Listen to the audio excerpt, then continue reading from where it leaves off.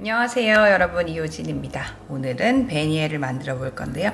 뉴욕 자체의 그런 전통적인 건 아니지만 뉴욕에서도 파는 곳이 종종 있고, 무엇보다 한국 분들이 재미나게 접해 보실 수 있는 아메리칸 베이킹이라고 생각을 해서 준비를 해봤습니다. 재료 자체는 쉽고 공정도 쉬워요. 제 발효빵을 보신 분들은 쉽다, 딴 거랑 비슷하다 이렇게 생각을 하실 수 있을 텐데, 일단 인스턴트 라이스를 이렇게 따스한 물에 불려놨고요. 이런 식으로 뭔가 탁한 이런 게 되지 않으면 분명히 이스트가 상한 거니까 버려주시고 다른 걸 사주시면 됩니다. 이스트도 한국에 건조된 거 인스턴트 라이스트 해서 가격 괜찮게 해서 어디든지 요새 파는 것 같으니까 해주시면 되고요. 보관하실 때는 평소에 냉동 보관을 해주시면 상할 일이 별로 없으실 거예요. 1년 정도 가는 것 같으니까 괜찮으시고요. 그 다음에 여기에는 백설탕하고 계란, 그 다음에 우유, 버터 녹인 거 이렇게 해놓고 적어놨는데, 모든 게 실온이에요. 그냥 빵 할 때 대부분 반죽에 재료가 차가운 상태로 들어간 게 거의 없으실 거거든요. 그래서 이런 온도 따스하게 해주시고, 대부분 실온이거나 따스하거나, 따스한 거는 그래야 이스트가 잘 녹으니까. 이스트가 여기 같이 액체 재료인데 합치지 않은 이유는 물에서 준비를 한 상태로 넣어야지, 넣고 다 때려 넣고 여기서 발효가 되려면 이스트가 이런 유지 성분이나 계란이나 이런 게 있으면 발효가 되기가 힘드니까 항상 이런 식으로 생각을 해주시면 되겠습니다. 가루는 강력분 소금을 섞어놨는데, 강력분 아니라 미국처럼 강력분이 막 어디서나 팔지 않는 그런 느낌에서는 중력분, all purpose flour 쓰거든요. 그래서 제과가 아니니까 채를 치지 않고 보울에 넣고 그냥 이렇게 섞어두시면 됩니다. 거품기로 섞어두시면 되고요. 이제는 쉬워요. 액체끼리 섞고 나서 가루하고 섞고 반죽 치대고 발효하고 성형해서 튀기고, 이게 끝이니까 쉽게 생각을 해주시면 되겠습니다. 이제 여기를 넣어가지고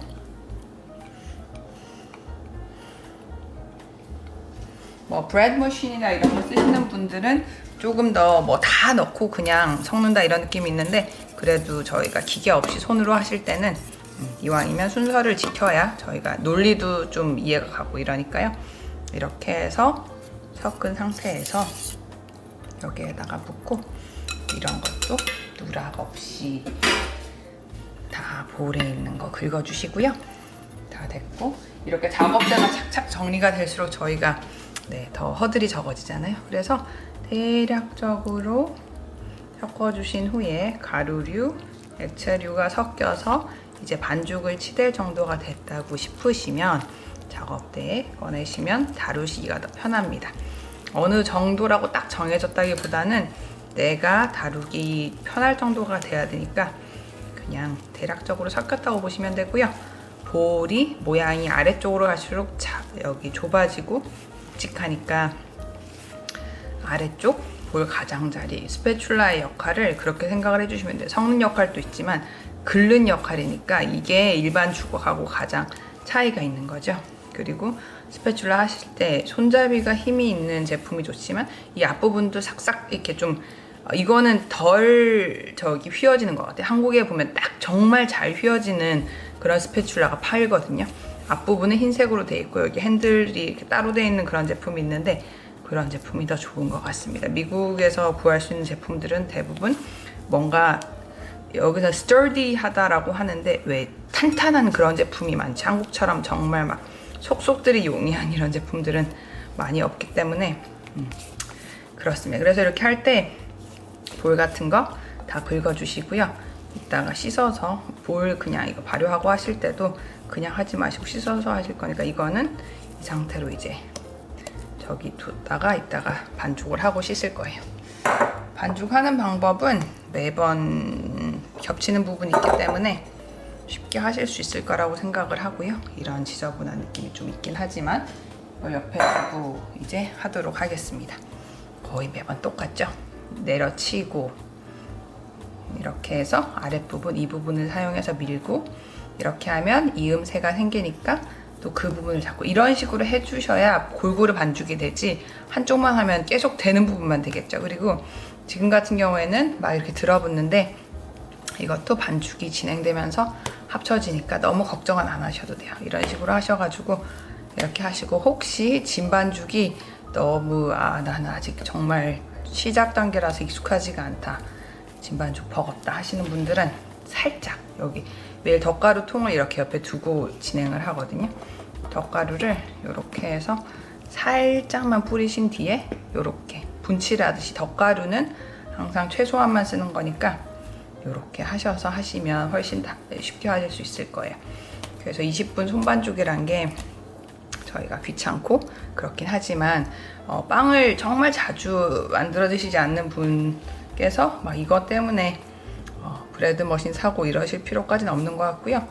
브레드 머신도 사실 그 하고 나서 또 씻어야 되잖아요. 씻고 막 기계 분리하고 세척하고 이런 것도 있으니까, 저도 그때 완전 뭐 2000년대 중후반 정도에 브레드 머신이 한국에 막 이제 처음 돼가지고 인기 있고 이럴 때는 해봤는데 의외로 안 쓰게 되더라고요. 그래서 이제 이 베이킹 도구 같은 거야, 스패츌라나 뭐 저런 거품기 이런 거 몇 개가 필요하지만 살림이나 이거 요리하시면서 다른 기계도 많이 필요하실 텐데 베이킹 도구까지 자꾸 뭐 이거 사세요 저거 사세요는, 저는 그런 논리에는 저의 쉬운 베이킹이란 거에 반하기 때문에, 기계를 써서 쉬운 거라면 그건 좀 그렇죠. 그래서 이렇게 봐주시고, 지금 제가 그렇게 최소한의 덧가루를 썼는데도 어느새 반죽의 질감이 바뀌는 걸 보이시죠? 근데 이런 게 뭐 요새 뭐 글루텐 프리 뭐 밀가루나 이런 걸 하시면 이런 질감이 나오지가 않아요. 그래서 이런 발효빵 하실 때는 가능하면 뭐 통밀가루나 이런 걸로 쉽사리 대체를 안 해주시는 게 좋은 게, 부풀기에도 차이가 있고 식감에도 차이가 있습니다. 그렇기 때문에 일단 제시드린 가장 일반적인 밀가루를 사용해서 해보시고, 그 다음에 조금씩 뭐 전체 밀가루가 300g이라고 싶으면 한 50g, 최대 해봤자 한 100g 이런 느낌을 해주시면 되고요. 지금 상태에서 팔이 아플 수가 있으신 분은 손을 바꿔가면서 이렇게 해주시면 되고, 네, 매일 방식은 똑같아요. 내치고 이 부분 잡고 내치고 이 부분.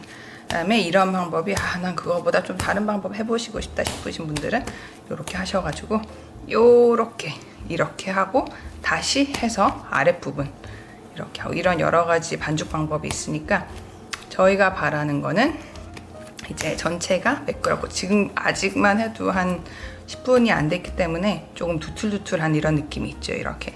이거보다는 반죽이 10분이라는 저희의 노력을 통해서 손에 덜 붙고 딱 봐도 뭔가 준비가 된 반죽이다, 매끄럽다, 이런 느낌이 될 때까지 반복을 해주시면 되겠습니다.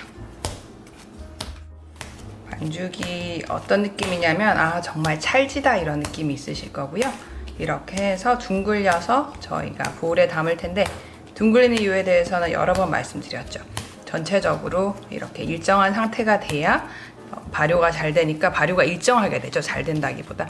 그래서 살짝 이렇게 하셔가지고 아랫부분에 이렇게 하는 방법 빼고는 둥글릴 수 있는 방법이 없어요. 왜냐면 반죽이 작다면 뭐 손에 얹거나 이렇게 하겠지만 결국 이 정도 크기 반죽만 돼도 이렇게 돼야 되니까 이렇게 하셔서 정말 예쁜 동그라미가 됐다 싶으시면 여기 볼에다가 넣고 랩을 씌워서 실온에서 발효를 할 거고요.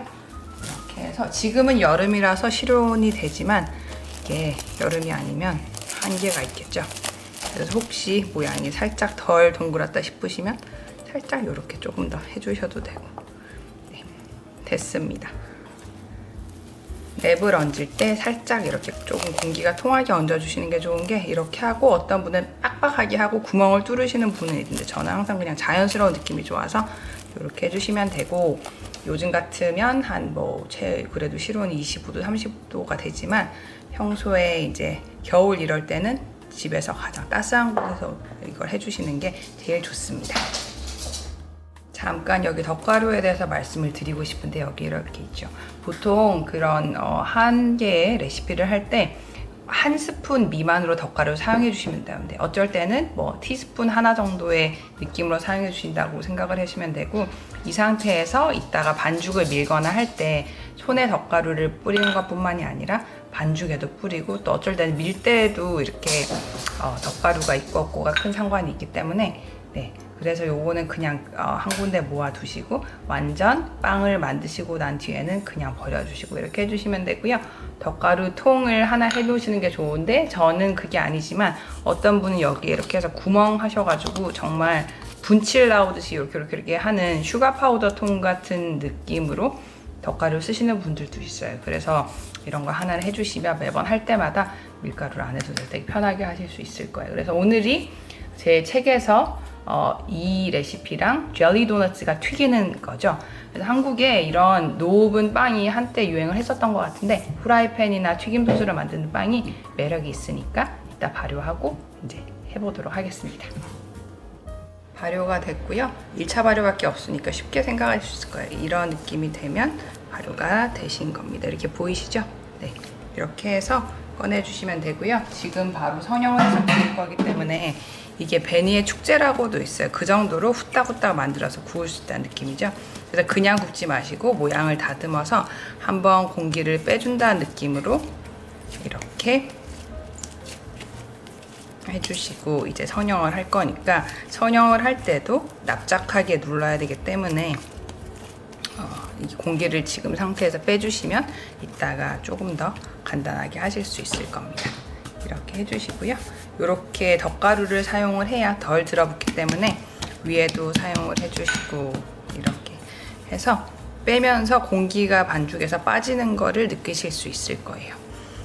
그래서 한입 사이즈로 해야 되다 보니까 32개라고 제가 말씀을 드린 거고요. 이렇게 해서 한번 들어주셔도 좋고 조금 반죽을 큼직큼직하게 늘린다고 생각을 해주시면 저희 혹시 뭐 이태리 피자집 같은 데 가면 이렇게 반죽을 늘리곤 하잖아요. 그래서 이렇게 해서 일단 최대한 사각형으로 해야 더 분할하기가 쉬우니까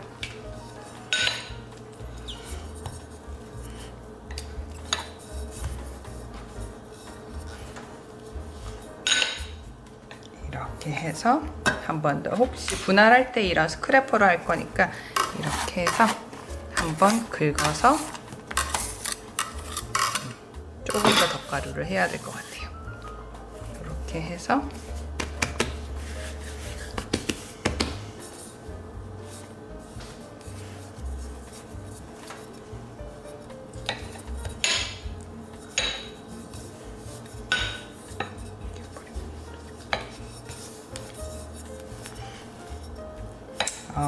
튀김솥은 지금 기름을 데워서 뒀고요.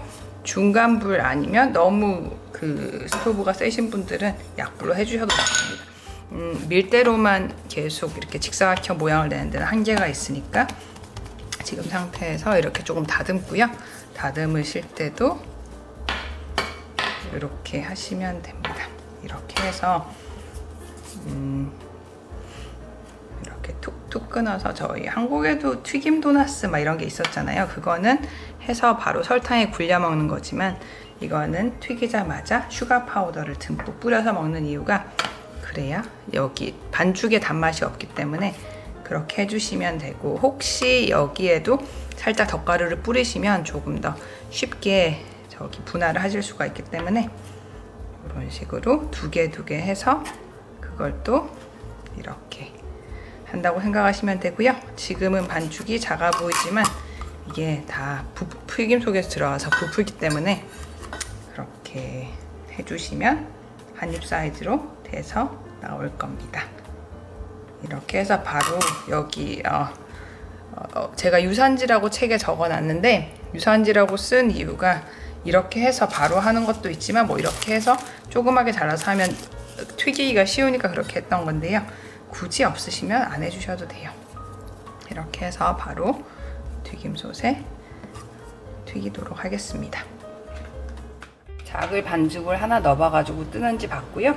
이제부터 차례대로 넣어주시고 이렇게 넣으셔가지고 처음에는 가라앉아 있다가도 시간이 지나면서 올라오기 때문에 걱정 안 하셔도 되고요.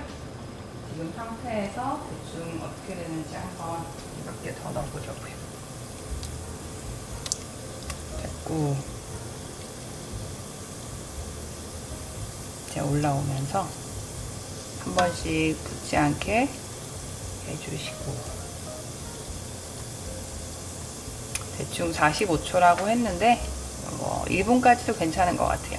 이런 거를 지금 한번 첫 번째는 튀겨서 이렇게 두긴 했는데 이렇게 하실 때 보이시나요? 이렇게 하실 때 너무 색깔을 진하게 해버리시면 잔열로 저기서 있기 때문에 색깔이 한 연갈색 이렇게만 해주시면 좋지 너무 진하게 안 하시도록 해주시고요. 이렇게 해서 전체적으로 젤리 도넛 할 때도 튀기는 거라서 비슷하긴 한데 그거는 하고 나서 그걸 주입한다는 게 있어요. 잼을 주입하지만 베니에도 처음에는 그렇게 먹었다곤 해요. 하지만 요새 점점 간편화가 되면서 이렇게 바뀐 것 같고요. 네, 대충 다 되고 있습니다. 네, 지금 정도 이 정도 색깔이 되면 이제 기름을 빼셔가지고 유산지를 깐 이런 데다가 합쳐주시면 될 것 같습니다. 지금 상태에서 슈가 파우더를 뜨시는 게 아니라 하고 나서 이제 서빙하기 직전에 그때 하는 거라서 네, 이렇게 해서 불을 꺼주시면 돼요. 정확히 무슨 이유에서인지 모르지만 3개씩 이거 서빙을 한다고 하거든요. 네, 그래서 3개씩 이렇게 해서 그릇도 흰색보다는 이런 색깔이 좀 확실히 나는 게 잘 어울리는 것 같아요. 그래서 이렇게 달면 어떻게 하시겠지만 워낙에 반죽에 단맛이 없기 때문에 좀 수북하게 쌓인 이런 느낌으로 해주시면 되겠습니다. 그래서 튀긴 직후에가 제일 맛있고 좀 두고 드실 수 없다는 일회성이 아쉽긴 하지만 그게 또 이 튀김빵의 매력이니까 그래서 오늘 미국 루이지애나에서 유명한 거기 페스티벌도 있을 정도로 유명한 이런 베니에를 만들어 봤으니까 저희가 생각하는 것만큼 미국 빵이 또 쉽고 금방 만들어질 수 있는 그런 빵이 있다는 거 소개를 드리고 싶었고요. 여기에 루이지애나 가실 분들은 이게 뉴욕에는 판매를 하고 있지 않는데 인터넷으로 파는 것 같아요. 그래서 한번 사보시고 또 직접 만들어 드시는 거랑 어떤 차이가 있는지 차이를 보셨으면 좋겠습니다. 그러면 오늘 이것까지 하고요.